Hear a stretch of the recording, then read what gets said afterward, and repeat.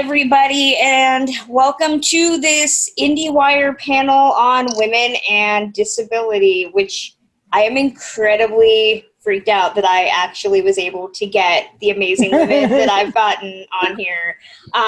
We are going to be talking for the next 30 minutes about media, disability, femininity, all sorts of good stuff, but enough about me. Let's introduce the rest of the panel. Of course, we have actress, author, advocate, Academy Award winner for her film debut, Children of a Lesser God. She's been in TV, and she's just all around awesome, Marlee Matlin. Yay. Hi. Love you. Next, we have Tony winner for her role in Oklahoma. She's been in Spring Awakening. She is also an actress, wheelchair user, and the woman I want to be when I grow up, Alice Stroker. Thank you. Yay. Next, we have one of the stars of Marvel's The Eternals. She's been on The Walking Dead. She is the amazing Lauren Ridloff. And we also have actress, soap star, comedienne, disabled activist, Maysoon Zaid. How are you, Maysoon? I'm still alive. Yay.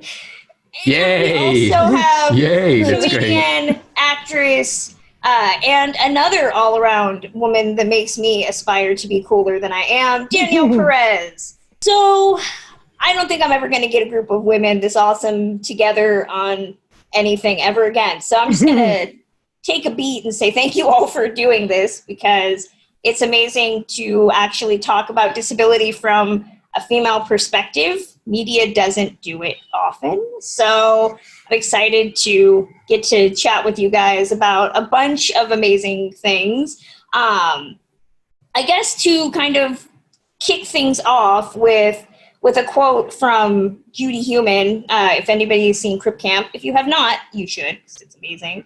There's a specific moment that she talks about in her life where she realized that she was disabled. Another child pointed out to her that she was different than other people.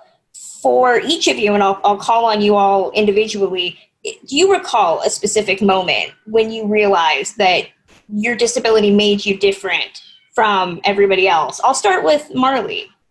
Oh, me. Well, I grew up in Chicago, and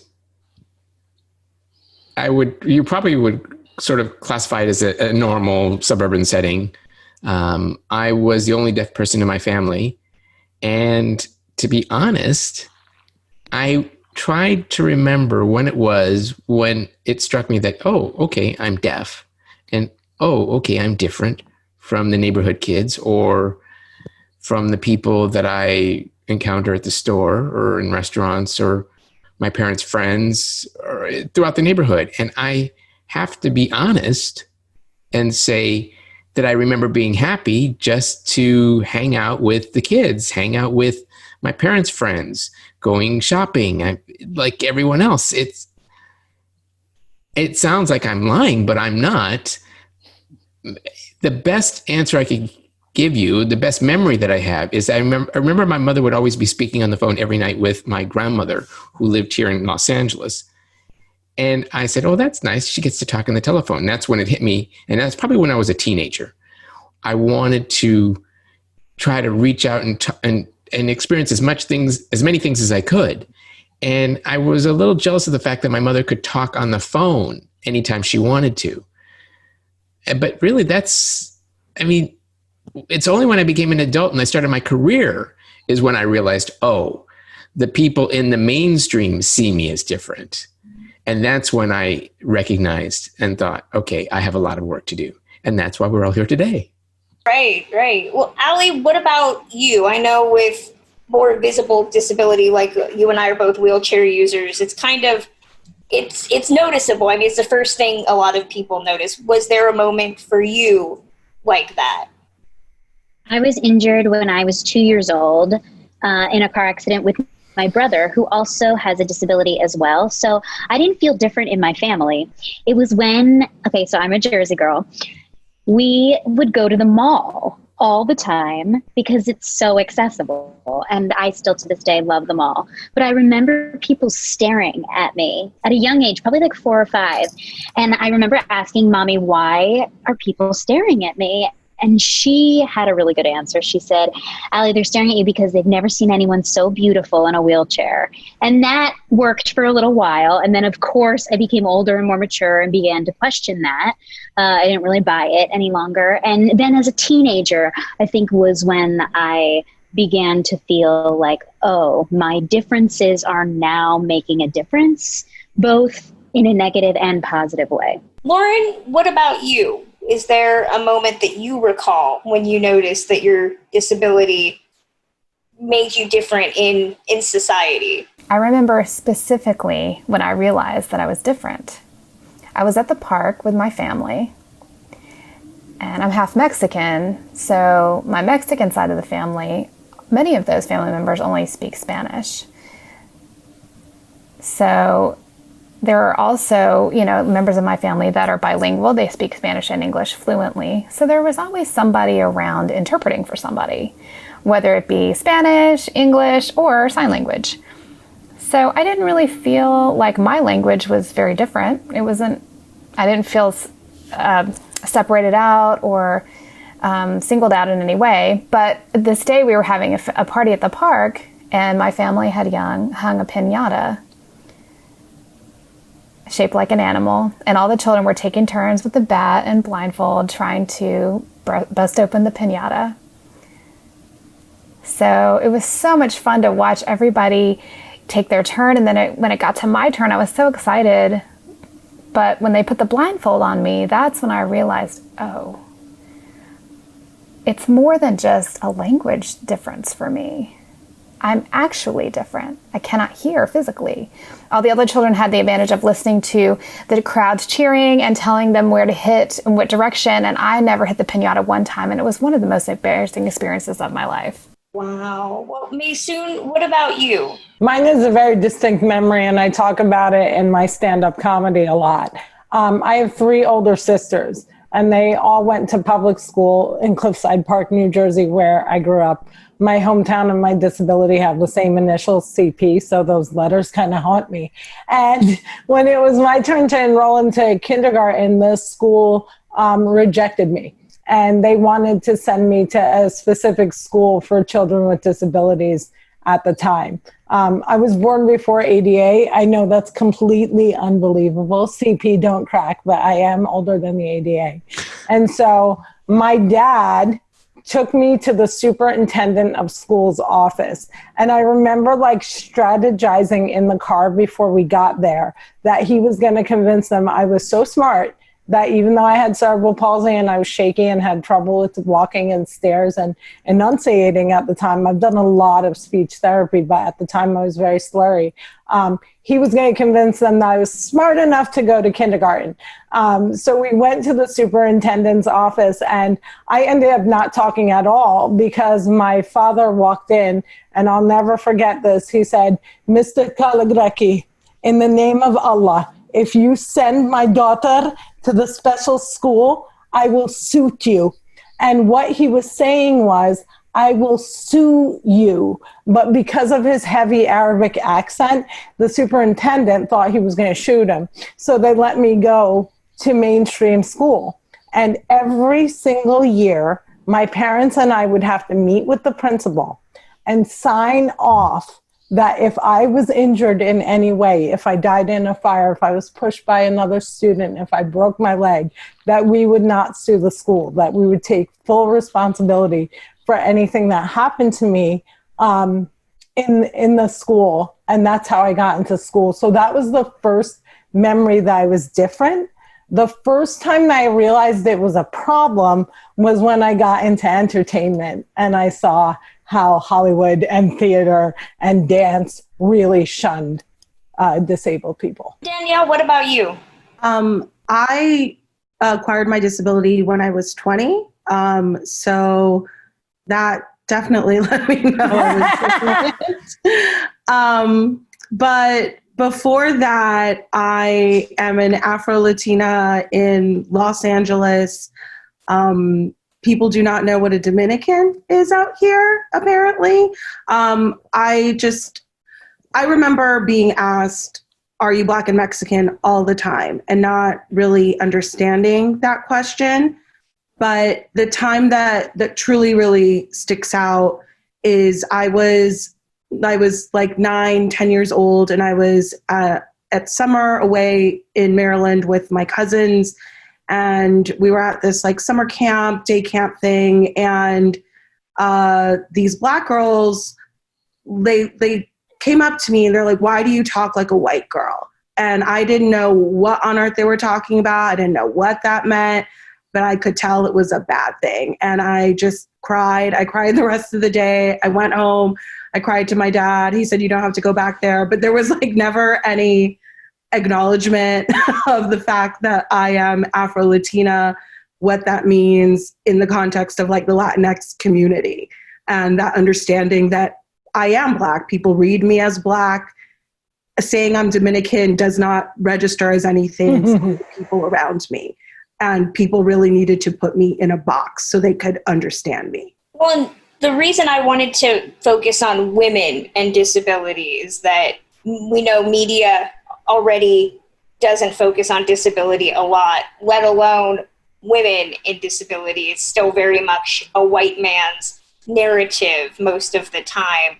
You know, for each of you, what is the most frustrating misconception in media with regards to being a disabled woman? I'll start with somebody different. Ali, what's for you the biggest misconception when you see women who are disabled on television or movies? I think the most frustrating part about roles that are written for disabled women is that it's usually a storyline about being a victim and then being saved. And this is not always, but when I read a script, and I have had the chance to read many scripts, I feel so frustrated that these storylines, often the conflict is about this woman's disability, that is their challenge, versus all the other options that they could choose. And so I actually many times don't go in for those kinds of things and pass on those auditions, because that's not the narrative that I want to share, because it doesn't feel authentic anymore. I don't think, especially sitting here with these women, that we need any saving.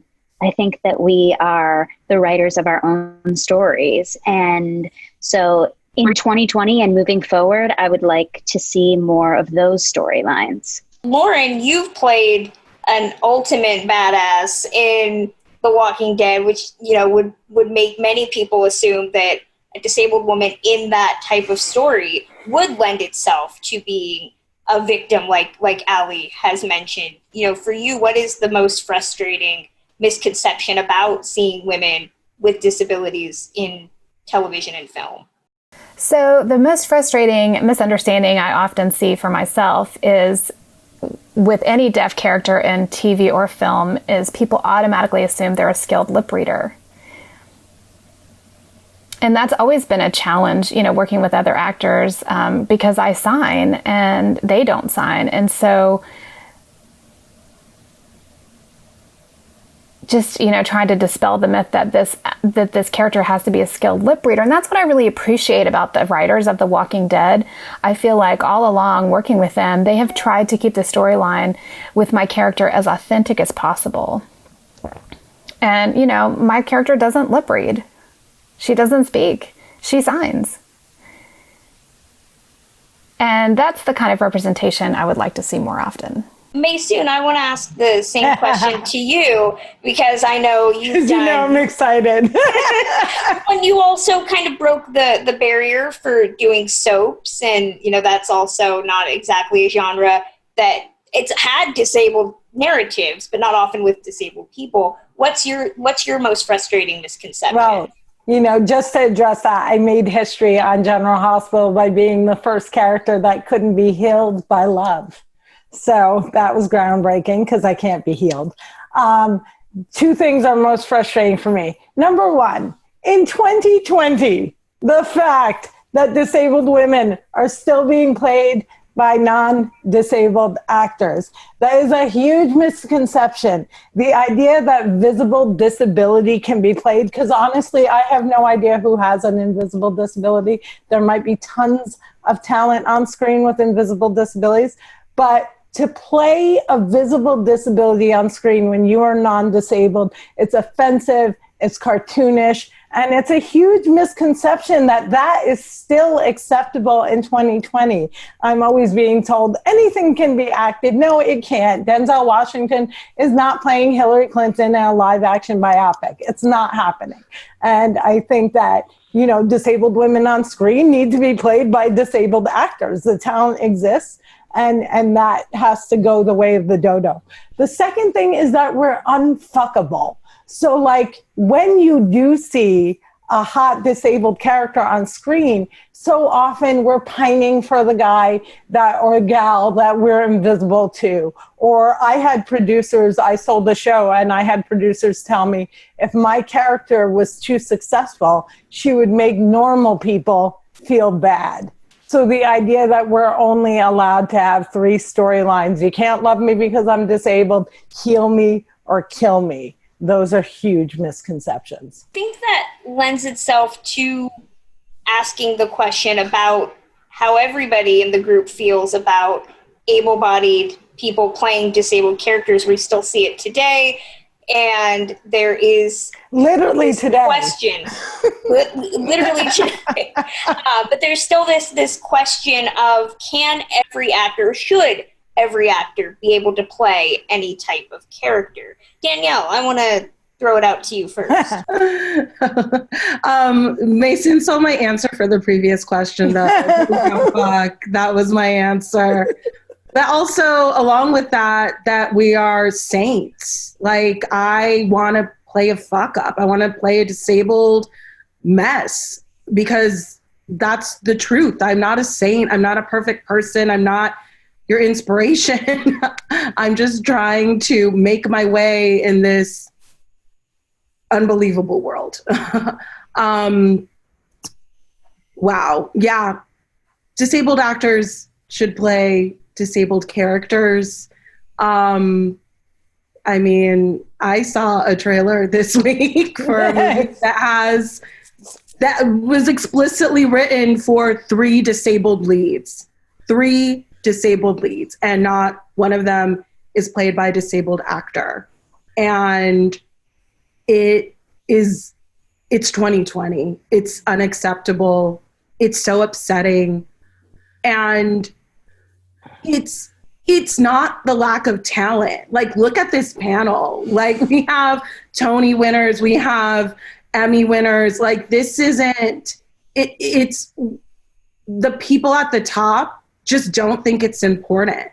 The people with the money, the people making decisions, don't think anyone will notice or care. And until, you know, society at large is saying that it's wholly unacceptable and not just disabled people, this is still going to be something we fight against. And I'm so over it. It's exhausting. I'm just exhausted by it. I'm exhausted by it because I have to go to auditions at places that are inaccessible. I have to show up at casting offices where they don't have an elevator. And so, you know what happens? I shoot my tape in the lobby, and then next time that casting office wants to see me for a part, I have to do it at home. And we all know there's a difference between getting called in for an audition and doing it on tape. So you don't want to, you know, if you don't want to find us, that's you being lazy. But the talent exists and the talent's out there. For Marley, I mean, you broke the glass ceiling winning the Oscar.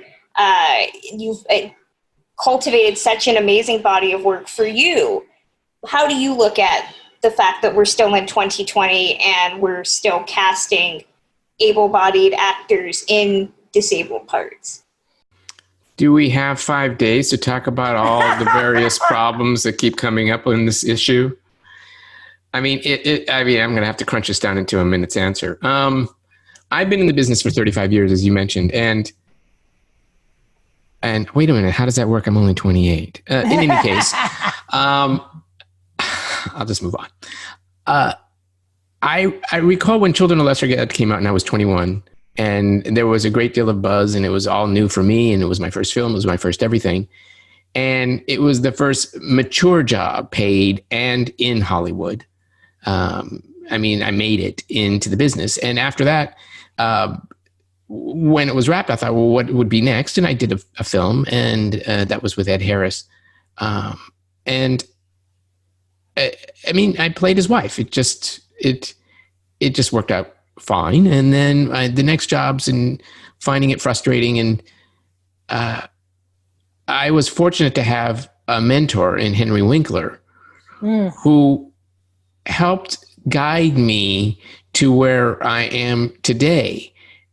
But I think to resolve this issue, I started my own production company, because in order to resolve this problem, you have to create your own parts. You have to give ideas. You have to be in control of what the casting process is, the people who can make things happen, whether it's financially or providing accessibility, if you want to call it that. And I've played so many different roles where it could have easily have been dismissed and not used at F Factor, but I was fortunate enough to play, for example, on the L Word, or to play, a pollster on The West Wing, to play a mayor on Picket Fences. Even on SVU, where I played a villain. And I tend to be very loud. I make noise, and I hustle. And I do. And I try to make myself known to those in Hollywood. And what I call Hollywood, basically, is just high school with a lot of money. There's a lot of attitudes that have to do with high school, but it's money-wise. And I still, in all honesty, have to contend with looking for work, having to contend with getting creative. I mean, I guess I have to say I'm tired of having to educate the public that we as deaf and disabled people, actors, are able to do what those roles that might be played by able-bodied people. So I really can't just sit back and complain. It's not something that I do. I'm done with that. I'm finished, really. It's 2020, and it takes all of us to working together. It takes a village making things happen. And that's all I can say. It's enough whining, and we just have to just do it. Just do it. Well, I know Danielle brought up accessibility concerns, and I've been on a set once, and looking at how you navigate that with a wheelchair is terrifying, let alone doing auditions. Yeah, Allie, I remember when you won the Tony, there were accessibility challenges there that I'm sure nobody thought of, or maybe they did and they just didn't decide to make any changes. But for you and Danielle, and may soon too as well, can you talk about, I'll start with Allie, can you talk about accessibility challenges you've experienced, especially, I mean, Broadway, I've been to New York a couple of times, not exactly the handicap capital of the world in terms of friendliness, but what have been the accessibility challenges you've experienced? Well, most theaters in New York City and most Broadway theaters in New York City are accessible to patrons and not accessible backstage. And so both times that I've been on Broadway, the producer has had to put up the money to make it accessible. And both times it was done without any hesitation. So I was really, really grateful that there was no hesitation around making it accessible. Now, the other part of it is like literally structurally, like Circle in the Square is one of these spaces that we had to make it accessible, and I still needed help. I wasn't completely independent. But for me, the work is the most important part. And I have also committed myself to not working backstage or on stage unless they do make accommodations. So if somebody doesn't want to make the accommodation, then I have committed to saying, no, thank you. If you can't accommodate me, you don't get me. And that is just a promise that I've made to myself because I don't want to be carried on stages. And so that also takes me out of a lot of the cabaret clubs in New York. They are these small stages in small spaces, and they don't have room for ramps, or they don't have the financial budget for a lift. Well, then I will not be showing up there. And so at some point I had to set a boundary for myself because I was not wanting to accommodate for others any longer. But in theater, it's always a conversation. And I am so lucky that I have really fierce advocates and representation that also, speak on my behalf about what is necessary and what needs to get done so that I can show up as the actor and things can be taken care of. However, I do always give my experience and the things that the little details of the things that I might need because nobody knows better than I do. Well, to that, go on, Maysoon. Sorry, I'd love to follow Allie with that. And it also works into what Marley said. A lot of it comes with power, right? So one of the first problems with accessibility is the pipeline. Little podunk acting studios and piano halls and all those little places tend to not be accessible. University programs for the arts tend to not be accessible. So if we make it through the educational process and get to the point where we're being booked, my first instinct was I don't want to cause too much noise, because if I cause too much noise, then they won't hire more disabled people. That instinct is incorrect. We have to be advocates for ourselves from the beginning. But like Allie said, as a comedian, I began in comedy clubs. And my cerebral palsy is interesting. I shake all the time. But I can walk in heels and I can dance. But I cannot stand up for even 10 seconds, nothing. So one of my big challenges as a stand-up comic was having people understand that I needed to be sitting while I was doing stand-up, but also that my chairs couldn't roll or spin, that I couldn't walk up staircases that didn't have railings, that the backstage is just a complete obstacle course, that every single news program I have gone on, NBC, CBS, CNN, are not accessible. So like having to build in accessibility once you get power is really fun to me, because now where I am in my career, my agents call people up and they say, if there's no interpreter, she's not showing up. If there's no ramp, she's not showing up. Backstage and front stage both have to be accessible. Like we said, when we finally get accessible sets, backstage is never accessible. And then there's the fear. Like I said, there's a real fear of costing people more money. And it's just not a reality, because most of these sets have cameras and moving set pieces, and making it accessible to us makes everybody's job easier. And before I pass it to Marley, who I saw raise her hand, I want to piggyback something that Danielle said. Often we're angels, but too often we're also villains. So portrayers of disability have to be careful not to always vilify disability, especially mental health, as something that makes us bad people. Marley, what did you want to add? I wanted to add an important story. Deaf people, being the fact that we have the tool that we use on sets, which are sign language interpreters, I mean, that's a no-brainer.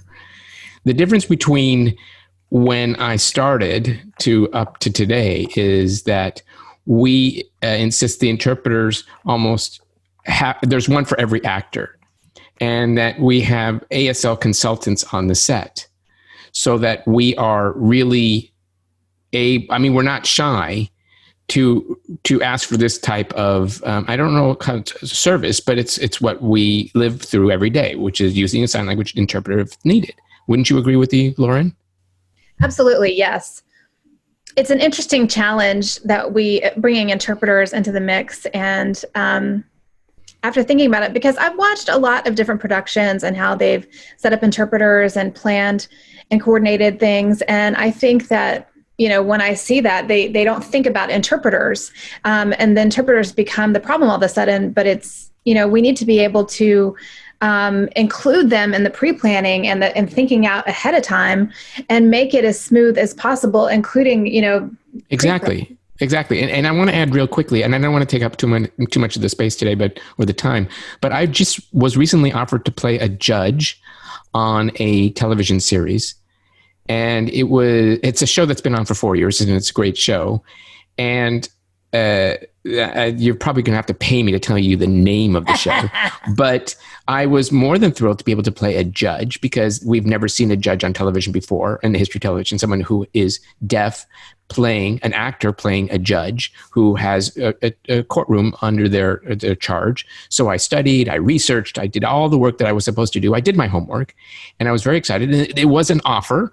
And then I wanted to talk to the director about how it is they envisioned where the interpreter would be in the courtroom, where the interpreter would be, and how the interpreter would work with the defense, how the interpreter would work with the prosecution. It would make sense because it was my courtroom. I want to be able to understand and hear everything that went on. And the director looked at me and said, "Oh, wait a minute, but you can speak." And I said, 5 minutes later, if you're not able to speak, okay, fine. And I lost the role. And some people don't want to take the time to make the changes. I was flabbergasted to think that if it's happening to me today, it can happen to anyone, regardless of whether one has an Oscar or not. Wow. Well, and I think Marley took the concept right out of my mouth. Viola Davis just did the cover of, I believe, Vogue, where she was talking about how, especially as a woman of color, the minute you do something that might be considered unfriendly, you lose that power and that sense of being able to advocate for yourself. And I wanted to throw it out to, I know Lauren had talked about wanting to answer this question. Is there a fear or hesitation to advocate for yourself, especially not just as a woman of color, but as a disabled woman? I know I've been told numerous times that stuff that I want is considered an entitlement or it's too difficult. Where for you is there that barrier of needing to advocate, but also being afraid that it's going to make people think that you're being, quote unquote, difficult? Yes, absolutely. And still to this day, I'm very new to this industry. I just started acting a few years ago. Right. So each production has its own unique set of challenges. And when you arrive on set, you have to navigate the new environment and decide what you need for this project. And I'm hoping to become a better advocate for myself as time goes on.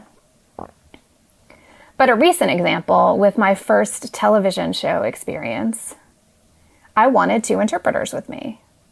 And I do know that industry standards for sign language interpreters out in the world, anywhere else other than film and television, you'd have 2 interpreters for all day in education or anywhere else.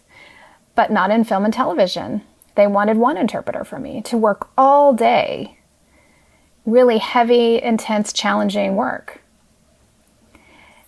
And what really struck me was when I realized they were willing to have 2 dog trainers come in with the dog from the other side of the country for 1 dog. And they don't want to give me 2 interpreters. What is that? So those little moments are when things really hit you and give you, the sense that now I have to advocate for myself. The dog has two trainers. I need 2 interpreters. That's just an example. And then, I'm sorry to take up too much time, but recently I did just finish shooting a huge project. And it was a wonderful learning experience for me. And I'm so grateful that I was able to get this role. It was so many firsts involved and being a part of this production and working with such big, huge A-list stars. I was blown away. But I wanted to be ready for work, and I didn't want to be difficult, and I wanted to be an easy actor to work with until, I did face my own frustrations and challenges, and it was really struggling inside. And there was fear whether I should speak up or not, and just like Marley was saying with losing a job over it, and I didn't want to give too much pushback or be too much of a problem. I didn't want to lose this job, but when I stepped back and I looked at the other actors, I realized that every one of them had their own set of unique needs, things that they needed to be able to do their best work. to be able to deliver quality performances. And the production companies seemed to expect that. And they were ready to satisfy those needs for the other actors within, their abilities to do so. So I thought, why should I be, squelching what I need when they're not? I have needs just like they have needs. So that experience gave me a lot more confidence to ask for what I need. White M&Ms in my trailer, please. Only white M&Ms. I know we're on such a time crunch, but hearing Marley say that she lost a role at this point in her career was like a punch to the stomach to me, because in January of 2019, I lost a sitcom. I sold a sitcom to a major network, an actual network, like Big Five, right? And I lost it because I refused to do inspiration porn. I refused to be written by non-disabled people. And what I wanted to pipe in and say here is it's really lonely. It's lonely because we're often the only people advocating for ourselves on set. Even when we have an amazing team of agents, you have to wait to get home to cry to your agents. And then they're also trying not to alienate the people you're about to alienate. So it gets very lonely on set being the only person advocating. I had written a secondary character on my sitcom that became disabled later in life and was a gay, Jewish, Black wheelchair user. And I had producers tell me he can be gay and Black, he can be Black and a wheelchair user, but he cannot be a gay, Black, Jewish wheelchair user. I'm like, he's based on a real person. So I think one of the problems is we're by ourselves. And the idea that we can lose our jobs without any ramifications is real, because we're sitting here telling these stories right now. I'm not going to name the producer. She's not going to name the TV show because it's scary. And I think we need to have the next step in Hollywood be that if you discriminate against disabled actors, your entire set gets shut down. Well, I want to throw out one last question to everybody. I'm sure this panel could have easily run 2 hours with all the questions I had and all the amazing answers, but I want to throw out one last question for the group. This week actually celebrates the 30th anniversary of the ADA. Where is your hope for the next 30 years of media representation in with regards to disability? Your pie in the sky dreams. I want to start with Danielle. Oh, sorry. There's a lot. We have a lot to do. Next 30 years, I want us to be able to tell our stories. I want us to be behind the camera directing. I want us to be in writer's room writing. I want us to be on screen acting. There's so much diversity of experience with disability. And, I've been disabled pretty much my entire adult life, but I am learning so much from all the women here. And just as I get deeper into Hollywood and in my career and it grows, I'm learning so much about the disabled, people who've come before me. And there's such a rich history. There's such a rich experience. And it should be on TV. People should be able to see that.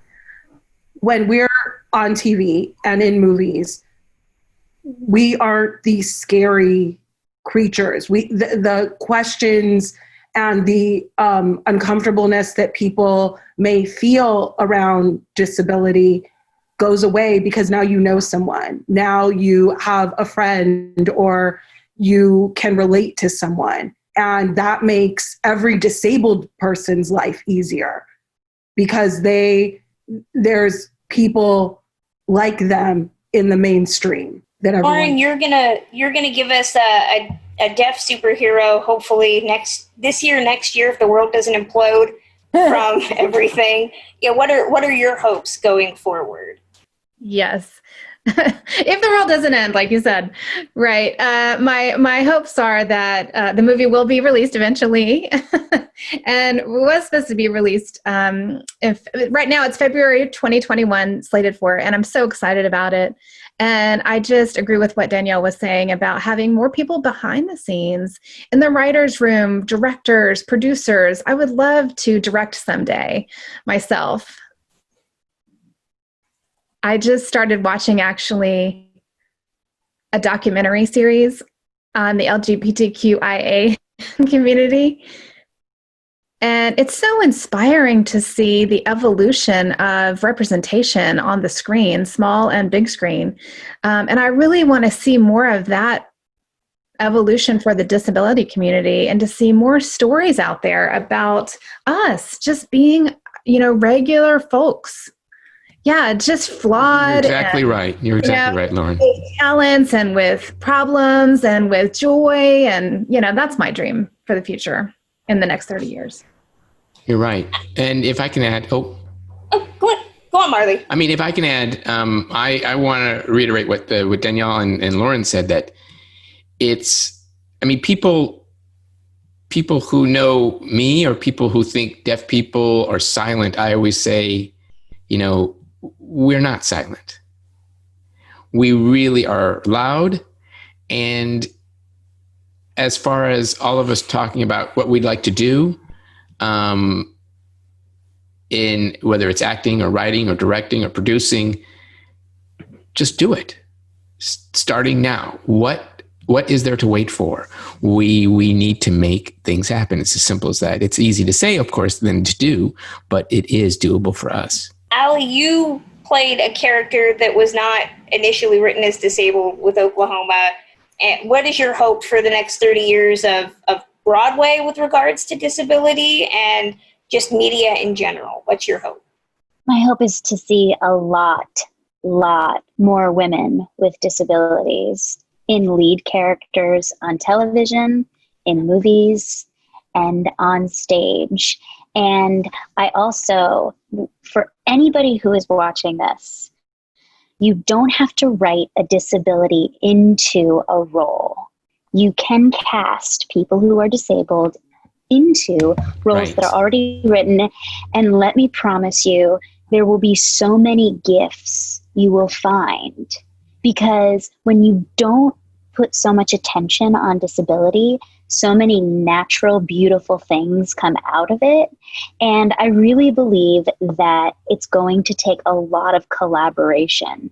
So those conversations that are really hard to have on set or after rehearsal or before a project gets started, they need to happen.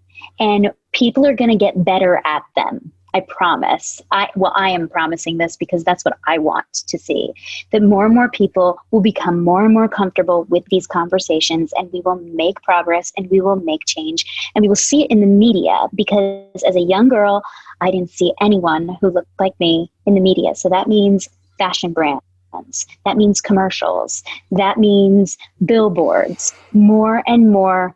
And I will speak today, women with disabilities, because it is a beautiful, beautiful world of disability out there, and the world needs to see it. Seems appropriate to give Maysoon the last word.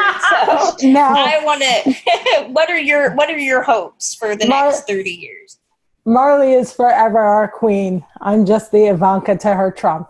My hope for the next 30 years is that I become a co-host on The View. They've been on television for 22 years. We're 10% of the population. It's about time that a visibly disabled woman has a seat at The View. And I'm going to piggyback what Allie said.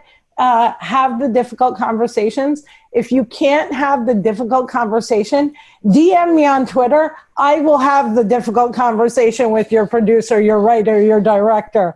I will be the person to tell them that. I'm really, really blessed and lucky that my character on General Hospital is not written as disabled. She's disabled because I am.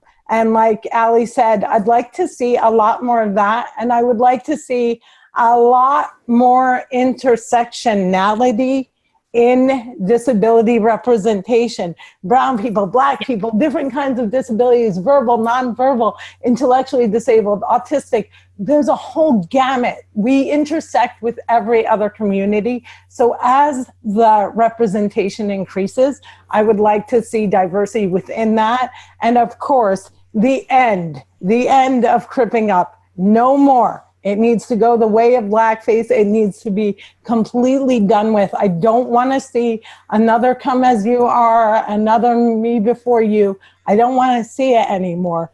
But what I see most importantly is that we're all going to be dead in 30 years if we don't get rid of Donald Trump. So vote for Joe Biden so that I can become a co-host on The View. Vote, vote, vote, vote, vote. Come on and vote. Maysoon 2020. I knew giving Maysoon the last word was a good idea. So that you can edit it out. Oh, the IndieWire, we already know how most people are voting. I don't know. He says it'll stay in. So, well, I want to thank you guys so much. I was so stressed about this last night because I figured I was going to screw it up, but you guys helped make it awesome. So I want to thank you all so very much for taking the time out of your day to talk about these issues and giving them a platform that hopefully other people will care, and I'm not just screaming into the void about it on Twitter all the time.